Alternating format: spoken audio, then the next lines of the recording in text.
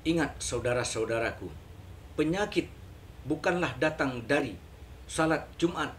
Penyakit bukanlah datang dari salat berjamaah.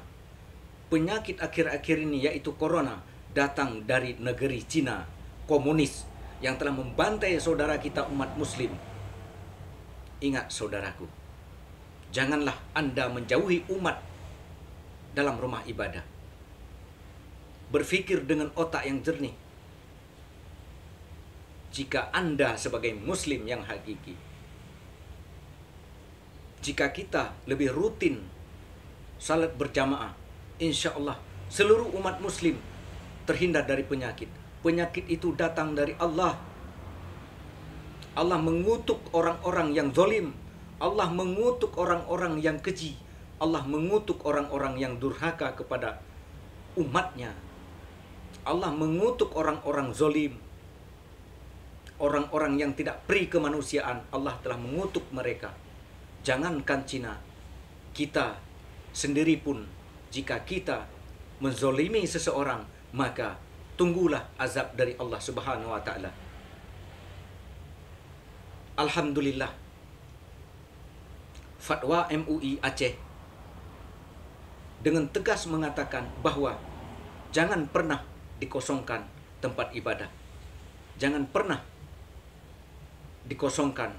Selalu salat berjamaah, salat Jumat beramai-ramai. Lebih banyak berzikir, lebih enteng, lebih manfaat bagi kita dalam berdoa kepada Allah untuk menghindar dari segala penyakit yang datang. Mudah-mudahan bangsa Aceh, rakyat Aceh terhindar dari segala penyakit yang mematikan, penyakit yang tidak kita inginkan. Semoga Allah menjauhkan penyakit kepada bangsaku, bangsa Aceh, kepada rakyatku, rakyat Aceh. Aku sebagai rakyat biasa selalu berdoa kepada rakyat, kepada bangsaku sedarah, setanoi. Maka alhamdulillah sekali lagi kepada MUI Provinsi Aceh yang telah mengambil satu ketegasan untuk sama-sama kita terus berzikir dan terus salat Jumat dan salat berjamaah di masjid-masjid. Dan begitu juga dengan pemerintah Aceh telah mengeluarkan kata-kata, satu pernyataan bahwa melarang warga asing datang ke Provinsi Aceh. Mari kita bersatu untuk menyokong pemerintah supaya kita bersatu untuk mengusir